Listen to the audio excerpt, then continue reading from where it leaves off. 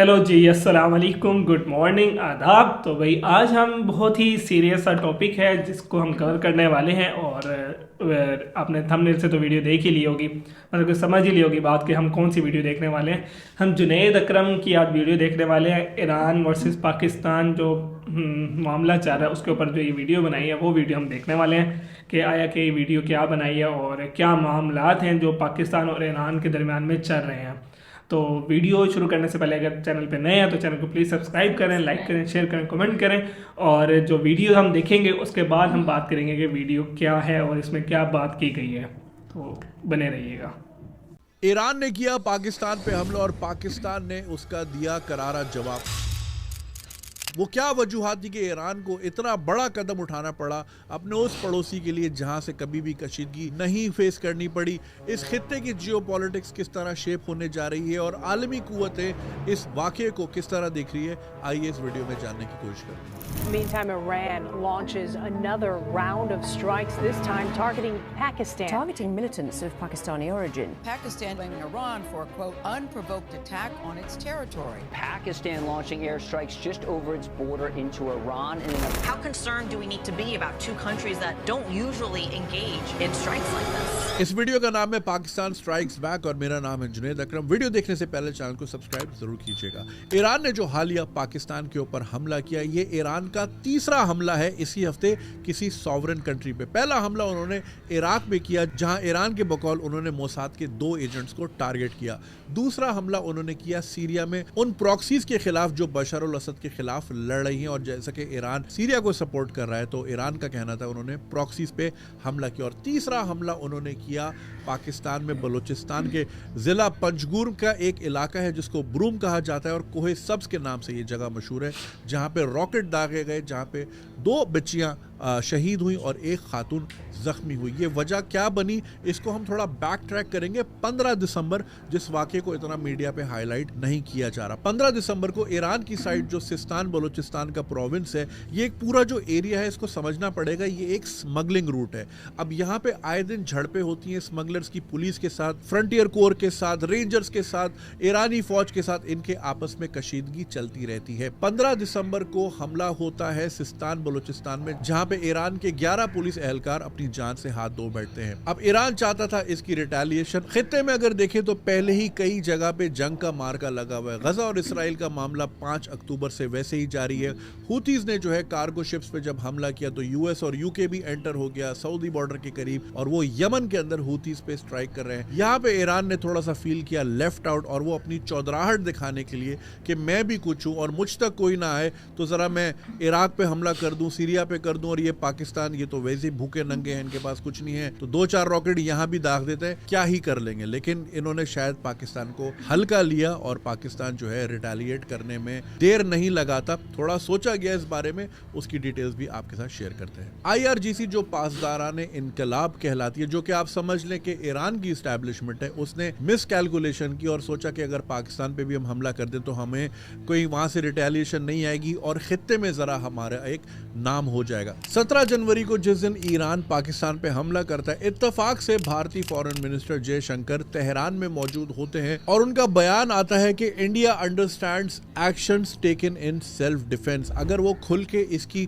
Support नहीं करते, लेकिन किसी तरह उन्होंने थपकी दी ईरान को कि ठीक किया जो किया। अच्छा, ईरान ने जिस आउटफिट को टारगेट करना चाहा जैशुल अदल, उसकी कोई सबूत फराहम नहीं किए कि हमने कितने दहशतगर्दों को मारा है या क्या किया है। हालांकि जैश अदल जो है अफगानिस्तान से ज्यादा करीब है, अफगानिस्तान में उनके हाइड आउट्स काफी मौजूद है, लेकिन ईरान ने उस तरफ हमला नहीं किया और पाकिस्तान में बगैर किसी सबूत के एक बयान जारी कर दिया। अब इसके जवाब में पाकिस्तान ने एक रिस्पॉन्सिबल रियासत होने का सबूत दिया। प्रेशर बहुत था, ट्विटर भरा पड़ा था कि मारो रॉकेट, यहाँ से हमला कर दो, एयरफोर्स भेज दो, लेकिन एक जिम्मेदार रियासत कभी भी जल्दबाजी का फैसला नहीं करती। पाकिस्तानी स्टेट ने पहले सॉफ्ट पावर टूल इस्तेमाल करते हुए बार्टर ट्रेड को बंद किया और ईरान का सफीर जो कि पहले ही मुल्क से बाहर थे उनको नहीं आने दिया और अपना सफारती अमला पाकिस्तान वापस बुला लिया। और इस दौरान जो मिलिट्री इंटेलिजेंस है, जो मिलिट्री इदारे हैं, वो बाकायदा इस चीज़ में इन्वॉल्व थे, मीटिंग्स कर रहे थे, मीटिंग कंडक्ट हो रही थी, इंटेलिजेंस गैदर की जा रही थी कि इसका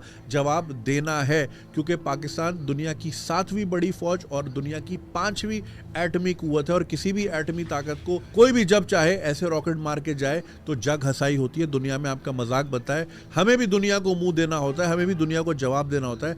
हमारी भी भले जेब में पैसे नहीं है, दुनिया में एक ग्लोबल स्टैंडिंग है, दुनिया हमारे हिसाब से आगे पीछे फैसले करती है, तो हमें इसका जवाब देना जरूरी था। सो सबसे पहले ऑन ग्राउंड इंटेलिजेंस को प्लेस किया गया, क्योंकि होता यह है कि जब भी कहीं हमला किया जाता है तो आपको मेक श्योर करना होता है कि आपका फुटप्रिंट वहां मौजूद हो, जो इन वाकयात की तस्वीर खींच सके, फुटेज ले सके, ताकि आप दुनिया को दिखा सके। वरना गुजरे पास में देखा है कि दुनिया क्लेम करते कि जी हमने पाकिस्तान का F-16 गिरा के फेंक दिया, जो कि कभी इन्वॉल्व था ही नहीं। तो इसलिए आपको ऑन ग्राउंड इंटेलिजेंस चाहिए होती है। तो 3 डिफरेंट लोकेशंस पे जहां पे BLA और BLF के सेपरेटिस्ट मूवमेंट के मेंबर्स हाइड आउट लिए हुए थे, शामसर, हंक और सरावान, वहां पे मल्टीपल अटैक्स किए गए, जिसमें शामिल था MLRS multiple launch rocket system, जिसमें शामिल था किलर ड्रोन और लॉइटरिंग म्यूनिशंस, और इसके साथ 7 डिफरेंट हमले किए गए। और जैसे ही हमले हुए उन हाइडआउट्स की और जिन लोगों पे अटैक किया उनकी बाकायदा तस्वीरें ली गई और वो जारी की गई, जो कि इंटरनेट पे रेडिली अवेलेबल है, जो कि पाकिस्तान का सबूत है कि उन्होंने हमले करके जो है टारगेट अचीव किया। अनलाइक ईरान, जिसने रैंडम रॉकेट छोड़े, बच्चियों को शहीद किया और किसी किस्म का कोई सबूत फराहम नहीं किया। अब इसमें एक बात जानने की जरूरत है कि ये सुन्नी शिया जंग नहीं है, ये 2 स्टेट्स, 2 मुल्कों की जंग है। मुल्क का ना कोई रिलीजन होता है, ना उसका कोई मसलक होता है। पाकिस्तान और भारत की भी जब जंग हुई है तो वो मुसलमान हिंदू की जंग नहीं थी, क्योंकि पाकिस्तान से ज्यादा मुसलमान तो इंडिया में आबाद है। ये स्टेट की जंग होती है। तो प्लीज इसको किसी भी किस्म का मसलकी रंग ना दें। और पाकिस्तान में मौजूद जो शिया बरादरी है वो पाकिस्तान से उतनी ही मोहब्बत करती है जितना कोई और पाकिस्तानी करता है। तो प्लीज इसको मसलकी इशू ना बनाए। अब हुआ ये कि ईरान ने हमला किया, आगे से पाकिस्तान ने हमला किया, स्कोर हो गया 1-1, दोनों आ गए बराबरी की टेबल पे। अब होगी बातचीत कि भाई करना क्या है, क्योंकि ऐसा नहीं हो सकता कि एक तरफ से हमला हो और आप चुप करके बैठ जाओ और आप ट्विटर पे लोगों से गालियां खाते रहें और फिर आपका सर नीचा रहता है। तो आप भले जितने भी कमजोर मुल्क क्यों ना हो, आपको आई टू आई बात करनी होती है, नजरों में नजरें डाल के बात करनी होती है। दुनिया में अगर अपना मकाम मेंटेन रखना है तो आपको स्कोर लेवल करना होता है। अब इससे खित्ते में ये हुआ कि चाइना भी एक्शन में आ गया, सऊदी अरेबिया, टर्की, सब जो है पाकिस्तान की साइड में हो गए। अमेरिका ने पाकिस्तान की फेवर में बयानात जारी किए हैं, तो पाकिस्तान की स्टैंडिंग इस खित्ते में बड़ी हो गई है। बाज़ाराने इनकलाब यानी IRGC की बहुत बड़ी मिसकैलकुलेटेड एफर्ट की वजह से ईरान को ग्लोबल एम्बैरेसमेंट का सामना करना पड़ा। और 1988 की ईरान इराक वॉर के बाद ये पहली बार हुआ है कि ईरान के अंदर हमला किया गया हो। लेकिन बात इवेंचुअली आती है टेबल टॉक की तरफ। ईरान को अब इस बॉर्डर पे भी, जहां से उसको पहले बहुत सुकून था, अब शायद आर्मी लगानी पड़े। पाकिस्तान जो कि ऑलरेडी 2 साइड से हॉस्टाइल एनवायरनमेंट का शिकार है, हॉस्टाइल नेबर्स का शिकार है, पाकिस्तान तीसरा बॉर्डर अफोर्ड नहीं कर सकता। लेकिन उन 2 बॉर्डर्स को भी एक मैसेज देना की बहुत ज़रूरत थी कि अगर आपकी तरफ से भी किसी किस्म की मिस एडवेंचर की कोशिश की गई तो आपको भी इसी तरह जवाब दिया जाएगा। तो पाकिस्तान के लिए ये बहुत ज़रूरी था। ईरान एक लॉन्ग टर्म सैंक्शंस का पहले ही शिकार है, पाकिस्तान भी एक पॉलिटिकल और इकोनॉमिक टर्मोइल से गुजर रहा है। दोनों जंग अफोर्ड नहीं कर सकते, लेकिन जस्ट बिकॉज अफोर्ड नहीं कर सकते इसका मतलब ये नहीं कि आप जवाब देने से कासिर है। अगर एक थप्पड़ सामने से आएगा तो एक थप्पड़ इधर से भी आएगा। यही मैसेज है आज की वीडियो का। आई होप आपको इस वीडियो के जरिए काफी चीजों की क्लैरिटी मिली होगी। आपका क्या पॉइंट ऑफ व्यू है कि इस खित्ते की जियोपॉलिटिक्स किस तरफ जा रही है, इंडिया इस हमले को किस तरह देख रहा है, ग्लोबली इसके क्या असरात हो सकते हैं? अपना point of view comment section में देना नहीं भूलिएगा। आपसे मुलाकात होती है अगली वीडियो में, तब तक के लिए खुदा हाफिज।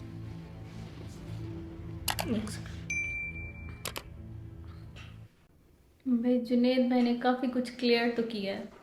फिर जुनेद अकरम की वीडियोस वैसे ही देखने वाली होती हैं, तो अभी जो उन्होंने वीडियो बनाई है इस जो है ना वॉर के ऊपर, छोटी सी एक जो बात चल रही है पाकिस्तान वर्सेस ईरान, तो उसमें उन्होंने एक बात बहुत क्लियरली कर दिया गया है। ये जो काफ़ी कुछ पॉइंट्स क्लियर किए और जो ये जंग है ये सुन्नी शिया के खिलाफ नहीं है, ये 2 स्टेट के खिलाफ है, मसलक पे नहीं है, किसी उस पे नहीं है, किसी की ज़ातियात पे नहीं है, सिर्फ एक मुल्कों की बात चल रही थी। तो उनकी आपस में जो भी बातें हैं, जो यहाँ पे शिया रहते हैं। बहुत ज़रूरी था।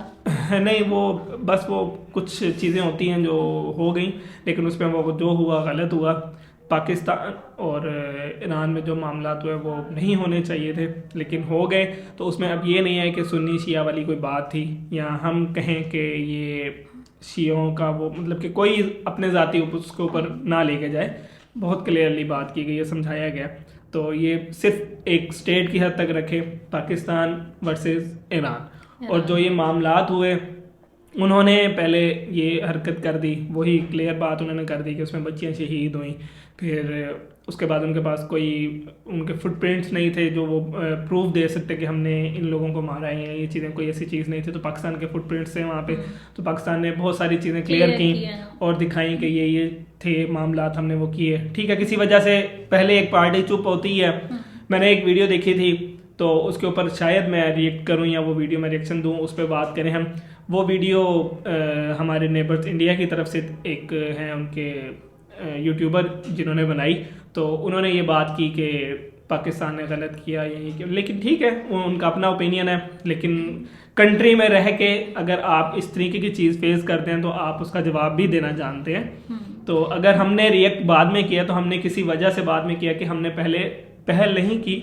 अगर हम पहले पहल करते तो फिर आप तो शायद कुछ ज़्यादा ही बातें करते। तो अभी सिर्फ इतना था कि उन्होंने पहल की, और हमें अगर कुछ चीज़ें पता थी या हम कुछ चीज़ों के बारे में जानते थे कि वहाँ पे ये एक्टिविटीज़ हो रही हैं या यहाँ पे वो लोग हैं, तो हम उनको टारगेट नहीं करना चाह रहे थे सिर्फ इसी स्टेट की वजह से कि हमारे उनके साथ मामला कभी इस तरह के नहीं हुए। हमारे तो इंडिया के साथ कोई ऐसे मामला नहीं है, इसलिए कि पाकिस्तान जितनी ज़्यादा मतलब आबादी इंडिया में है, पाकिस्तान में तो है ही नहीं। मुसलमान कम्युनिटी जितनी है वो इंडिया में है, वो इंडिया में ज़्यादा है। तो हम तो हेट कर ही नहीं सकते, इंडिया की तरफ भी नहीं, किसी की हेट तरफ भी किसी की तरफ नहीं है, किसी की तरफ हेट नहीं है, कोई ना ऐसा चक्कर नहीं है। बस कहने की बात ये कि उन्होंने अगर स्टार्ट किया तो हमें अगर उन चीज़ों के बारे में पता था तो हमने फिर उन पे अटैक किया कि ताकि उन्हें भी पता चले कि अगर वहाँ पे कोई इस तरह की एक्टिविटीज हो रही है तो हम उनको भी कंट्रोल कर सकते हैं, कुछ चीज़ें कर सकते हैं। तो ये बहुत ज़रूरी होता है एक स्टेट के लिए, अपनी इज्जत को बचाने के लिए, अपने मामला को क्लियर करने के लिए। बाकी अगर आपको